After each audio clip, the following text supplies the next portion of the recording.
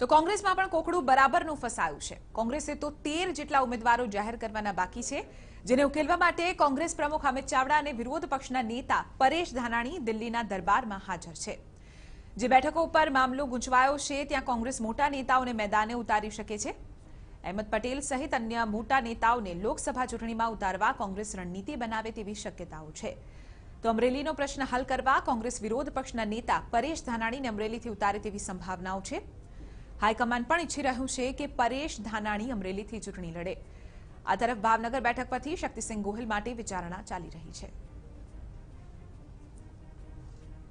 મને સંપૂર્ણ વિશ્વાસ છે કે કોંગ્રેસ પક્ષે અપનાવેલી રણનીતિથી આજે અમે 13 જેટલા ઉમેદવારોને સફળતાપૂર્વક સહજતાથી લોકોની વચ્ચે મૂકી શક્યા છીએ. લોકો એને સ્વીકાર્યા છે ને 13 ઉમેદવારો જ્યારે ડિક્લેર કર્યા ત્યારે જનજનનો અવાજ, એ જીતનો અવાજ, સત્તા પરિવર્તનના અવાજમાં પરિવર્તિત થયો છે.